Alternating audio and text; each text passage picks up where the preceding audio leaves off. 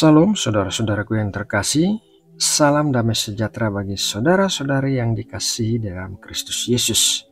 Semoga hari ini kita semua dilimpahi kesehatan, kekuatan, dan kasih karunia dari Tuhan. Dan kiranya penyertaan Tuhan nyata dalam setiap langkah hidup kita. Sebelum kita merenungkan firman Tuhan, marilah kita bersatu dalam doa. Ya Tuhan yang kudus dan berkuasa, Pencipta langit dan bumi, kami datang menghadap-Mu dengan hati penuh syukur atas hari baru yang Engkau berikan. Terima kasih untuk penjagaan-Mu sepanjang malam. Kami percaya bahwa kasih dan pemeliharaan-Mu nyata atas hidup kami. Saat ini kami membuka hati kami untuk menerima firman-Mu. Bimbinglah kami dengan Roh-Mu agar kami memahami dan melakukannya dengan setia. Terima kasih ya Bapa, di dalam nama Tuhan Yesus kami berdoa. Amin. Saudaraku yang terkasih, dalam perjalanan hidup ini tidak jarang kita mengalami perlakuan yang menyakitkan seperti dihina, dilecehkan, bahkan direndahkan. Sebagai pengikut Kristus, bagaimana seharusnya kita merespon hal tersebut? Firman Tuhan mengajarkan beberapa sikap penting dalam menghadapinya, yaitu yang pertama, mengampuni dan mengasihi mereka yang menyakiti. Matius 5 ayat 44, "Tetapi aku berkata kepadamu, kasihilah musuhmu dan berdoalah bagi mereka yang menganiaya kamu." Yesus mengajarkan kita untuk tidak membalas kejahatan dengan kejahatan, melainkan mengasihi dan mendoakan mereka yang menyakiti kita. Inilah kasih yang sejati yang melampaui logika dunia. Yang kedua, merespon dengan bijaksana dan tenang.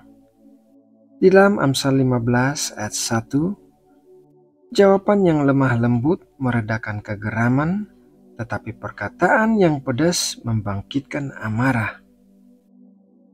Jawaban yang lembut meredakan amarah, tetapi kata-kata kasar memicu kemarahan. Kita dipanggil untuk menjadi pembawa damai, bukan penyulut konflik.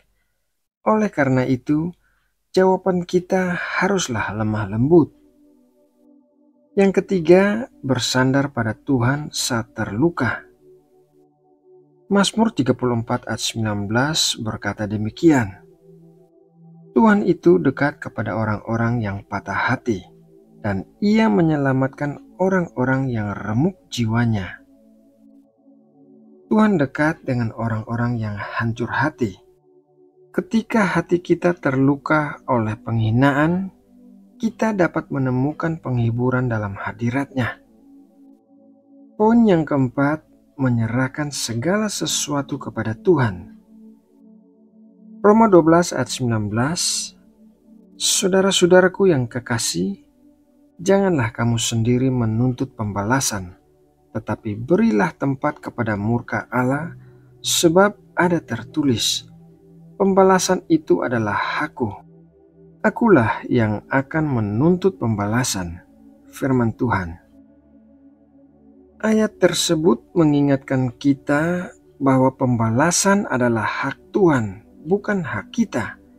Kita diminta untuk menyerahkan rasa sakit dan ketidakadilan itu kepada Tuhan yang Maha Adil.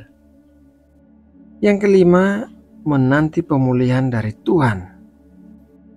Yesaya 61 ayat 7-8, "Sebagai ganti bahwa kamu mendapat malu 2 kali lipat, dan sebagai ganti noda dan ludah yang menjadi bagianmu, kamu akan mendapat warisan 2 kali lipat di negerimu, dan sukacita abadi akan menjadi kepunyaanmu.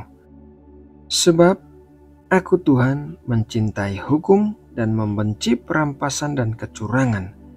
Aku akan memberi upahmu dengan tepat dan akan mengikat perjanjian abadi dengan kamu."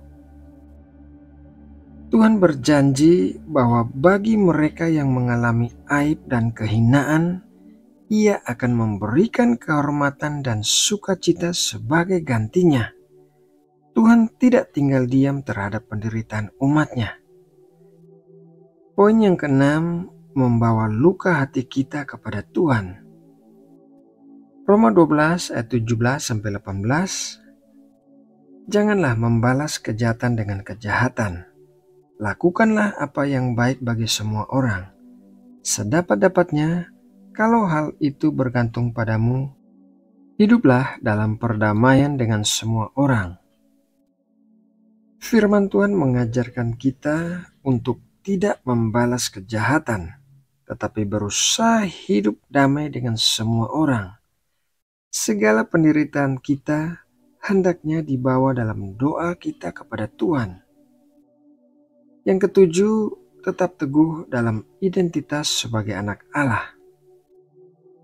1 Petrus 2 ayat 9. Tetapi kamulah bangsa yang terpilih, imamat yang rajani, bangsa yang kudus, umat kepunyaan Allah sendiri, supaya kamu memberitakan perbuatan-perbuatan yang besar dari Dia yang telah memanggil kamu keluar dari kegelapan kepada terangnya yang ajaib.